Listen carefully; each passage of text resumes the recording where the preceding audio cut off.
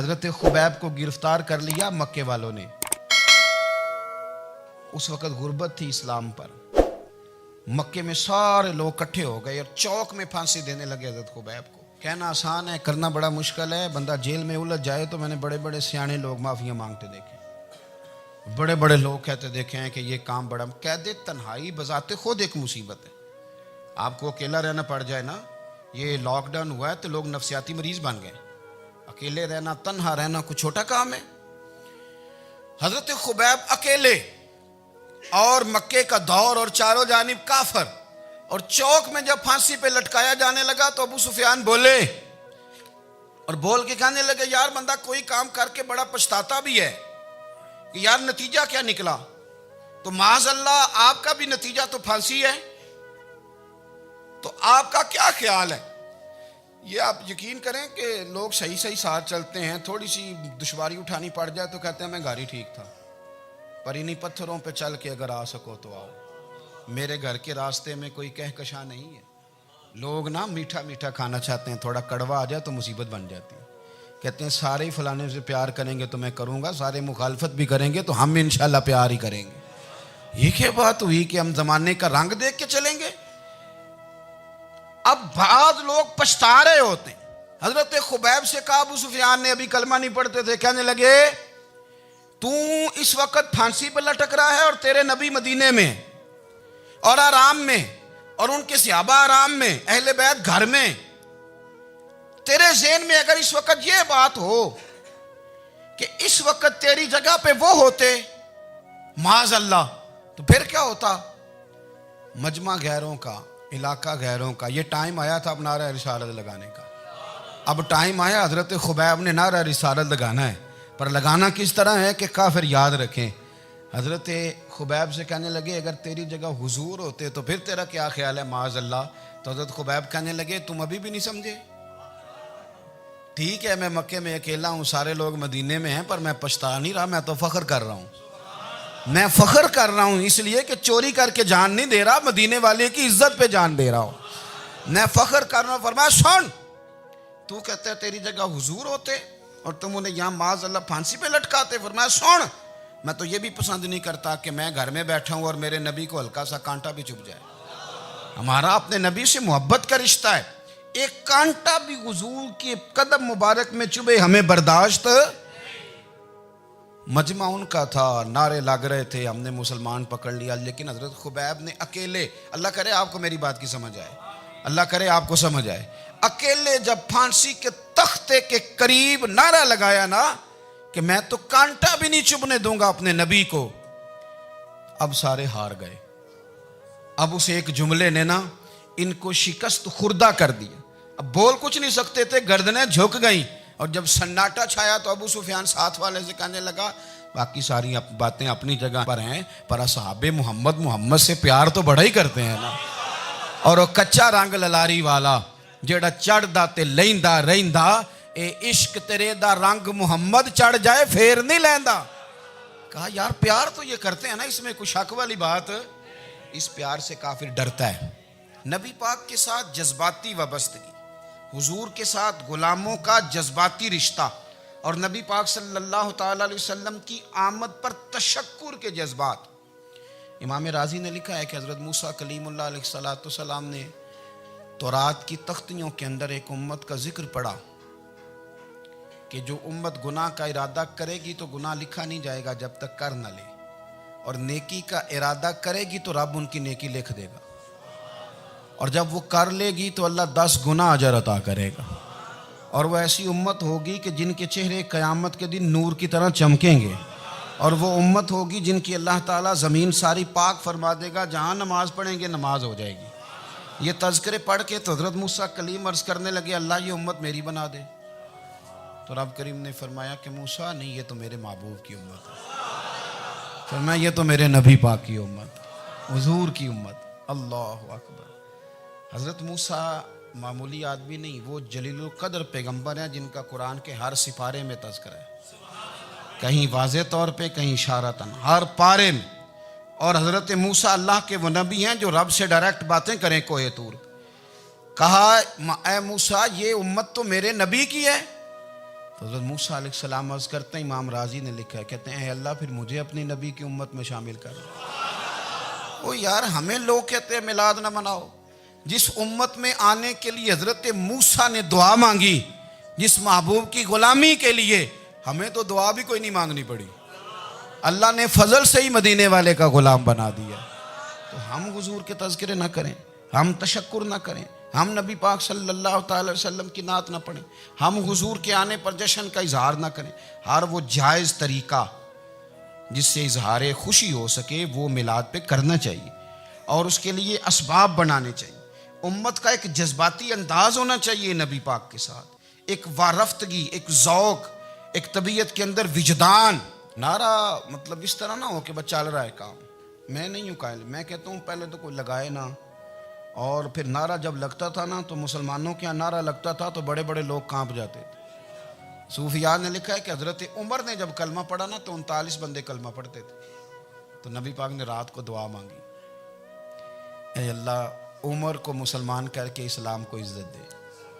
حضرت عمر سویرے آ گئے، میں وہ تفصیل میں نہیں جاتا، بات لمبی۔ حضرت عمر جب آئے نا اور انہوں نے آتے جب کہا نا کہ میں کلمہ پڑھنے آیا ہوں، تو حضور اتنے راضی ہوئے کہ نبی پاک نے کہا اللہ اکبر، تو صحابہ نے نعرے لگائے اللہ اکبر اللہ اکبر، یعنی 40 لوگ مسلمان ہوئے تو نعرے لگے۔ ہمارے صوفیاء کہتے ہیں حضرت عمر کے آنے پر جب نعرے لگے تو بتاؤ کہ وہ تو نعرہ تکبیر لگا، نعرہ رسالت کیوں نہیں لگا؟ تو کہتے ہیں گویا ہمیں حضور نے یہ سمجھایا ہے، حضور کے اشاروں نے سمجھایا ہے کہ میں اب اپنے نعرے خود تو نہیں نہ لگاؤں گا، میں نے تو اللہ اکبر کہہ دیا، عمر آ گیا ہے میرے نعرے لگاتا رہے گا، نعرے لگیں گے۔ حضرت عمر نے پہلے دن ہی کہا کہ حضور آپ سچے رسول ہیں تو چھپ چھپ کے نماز کیوں پڑھیں؟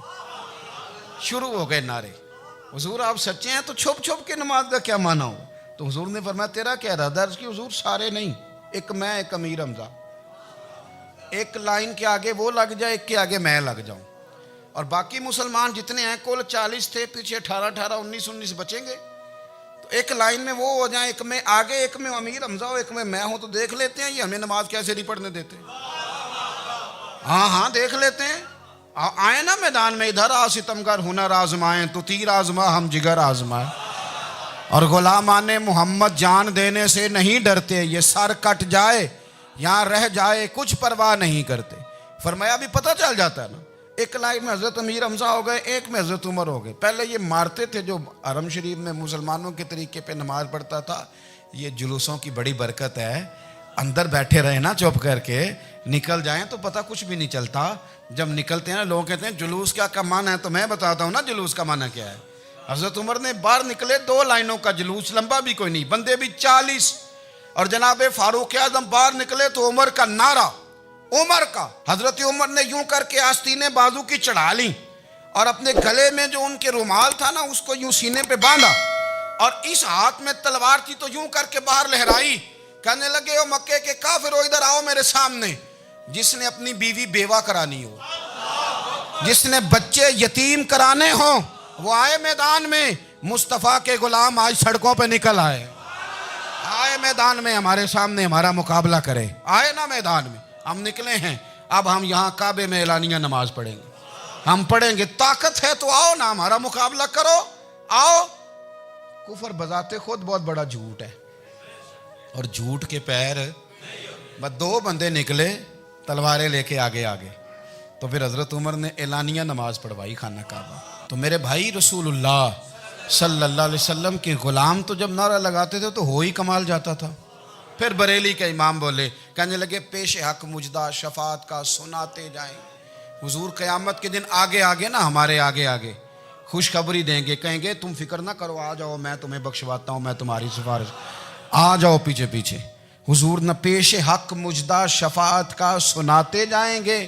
یقین کریں بریلی کے امام کو بھی بڑا ہی رنگ آتا ہے بیان کرنے کا، کہنے لگے آپ روتے جائیں گے، اللہ کو منانا ہے نا حضور نے، کہتے ہیں پیش حق مجدہ شفاعت کا سناتے جائیں گے، آپ روتے جائیں گے، پر ہم کو ہنساتے جائیں گے، باغ جنت میں محمد مسکراتے جائیں گے، پھول رحمت کے گریں گے ہم اٹھاتے جائیں گے، اور حشر میں ہوگا ہمارا داخلہ اس شان سے ہم یا رسول اللہ کا نعرہ لگاتے جائیں۔ ہم یا رسول اللہ کا نعرہ. امام راضی کہتے ہیں حضور نے ایک رکا پکڑا چھوٹا سا, ایک بندے کو لوگ دوزخ میں لے کے جا رہے ہیں. اچھا مجھے ایک بات بتاؤ, فیصلہ پہلے ہو گیا ہے, اللہ کے سامنے ہوا ہے, اور فیصلہ ہو گیا اور طے ہو گیا کہ دوزخ میں جانا ہے. وہ قریب پہنچ گئے دوزخ کے, تو حضور نے دیکھ لیا, اور بتایا کس نے؟ حضرت آدم نے. حضرت آدم کہنے لگے حضور وہ آپ کے غلام کو دوزخ میں لے جا رہے ہیں. نبی پاک آگے گئے, کیا پڑھتے ہیں ہمارے بھائی؟ حضور نے مجھے ان سے چھڑا کے چھوڑ دیا. نبی پاک صلی اللہ علیہ وسلم آگے گئے, فرمایا ادھر آؤ, کہاں لے کے جا رہے ہو؟ اللہ کے سامنے فیصلہ ہوا ہے نا, فرشتوں نے کیا ہے نا. فرشتے کو کسی سے بددیانتی تو نہیں نہ کرتے, فرشتوں نے جو کیا ٹھیک کیا ہے نا. کیوں لے کے جا رہے ہو؟ سونے گناہ زیادہ ہیں, نیکیاں تھوڑی ہیں. فرمایا میرے سامنے تو لو. کسی فرشتے نے نہیں کہا کہ سونے معاذ اللہ ہم کو بے ایمان ہے, ہماری کوئی اس سے زد چل, ساڈا کو بننا سان جائے دے نال. بھائی میرا مطلب ہے صحیح تولا ہے, فیصلہ ہے, فرمایا دوبارہ تولو. گویا رب بھی فرماتا ہے جیسے میرا محبوب کہتا ہے ویسے ہی کر. اور کوئی نہیں, دوبارہ تول لو, کوئی حرج نہیں, تولو نا دوبارہ. فرشتے دوبارہ آئیں گے, انہوں نے دوبارہ تولا, ایک پلڑے میں نیکیاں, ایک پلڑے میں گناہ. اب وہ گناہ پھر زیادہ نکلے تو نبی پاک نے نا جیب سے اتنا سا روکا نکالا. روکے کا بھی کوئی وزن ہوتا ہے, وہ حضور نے نیکیوں کے پلڑے میں رکھ دیا, نیکیاں بڑھ گئیں. فرشتے بھی چپ کر گئے. چلو بھائی جنت میں. میری طرح کا تھا نا, پتہ سارا ہے سردار نو کیتی ہے, پتہ تو تھا نا اسے من آنم کے من دانم. تو سیدھا حضور کے قدموں سے جا لگا, کہنے لگا سونیا میں تو ساری زندگی گناہ کرتا رہا, یہ کون سی نیکی ہے؟ تو حضور فرمانے لگے چپ کر, جنت کا دروازہ کھول گیا, تو جا جنت میں. حضور رکے میں کیا ہے؟ فرمایا تو نے ایک دن درود و سلام نہیں پڑھا تھا, میں نے تیرا سنبھال کے رکھا ہوا تیرا درود شریف, وہ نعرے رسالت بھی تو نے لگائے تھے, وہ تو کھول کے میرے تذکرے میں نے تیرا سنبھال لیا. دوزخ میں میں تو کیا میرا سایہ نہ جائے, کیونکہ رسول پاک سے دیکھا نہ جائے. میرے رسول پاک اور میری بات سنو, میں بھی آپ کو کھانا نہیں کھلاتا, لنگر میرے سنگی کھلاتے ہیں, میرے دوست آپ کو کھانا پیش کرتے ہیں. ہر جگہ آپ جاتے ہیں تو وہاں کچھ لوگوں کی ڈیوٹی ہوتی ہے. لیکن ترمذی شریف سیاستہ کی حدیث ہے, حضرت انس نے پوچھا تھا حضور قیامت میں کہاں ملیں گے؟ فرمایا حوض کوثر پہ. حضور وہاں انس پانی پلائیں گے کہ بلال پلائیں گے کہ سہیب پلائیں گے؟ فرمایا نہیں, امت پیاسی آئے گی تو میں اپنے دست مبارک سے پانی پلاؤں. حضور وہاں نہ ملے تو فرمایا پل صراط پہ آنا, امت گزرے گی تو میں رب سلیم کی دعائیں کروں گا. تو اعلیٰ حضرت فرماتے ہیں جب حضور دعا کر رہے ہیں تو ڈرنے کی ضرورت کیا ہے؟ خدا کی رضا چاہتے ہیں دو عالم, خدا چاہتا ہے رضائے محمد, رضا اب پل سے وجد کرتے گزری کہ ہے رب سلیم دعائے محمد صلی اللہ ہو. تو حضور وہاں ملاقات نہ ہوئی تو پھر اس حدیث کو بھی یہ حدیث مضبوط کر دے گی. حضور فرمانے لگے پھر میزان عمل پہ آ جانا, امت کے عمل تول رہے ہوں گے اور میں کامیابی کی دعائیں مانگ رہا ہوں گا. تو جس کے لیے حضور دعا مانگیں گے ناکام ہوگا, ناکام ہوگا. اپنے بچوں کو حضور کی محبت سکھائیں, نبی پاک صلی اللہ علیہ وسلم کی غلامی کریں. آپ کا رشتہ نبی پاک کے ساتھ مضبوط ہونا چاہیے, آپ کے تعلقات حضور کے ساتھ مضبوط ہونے چاہیے.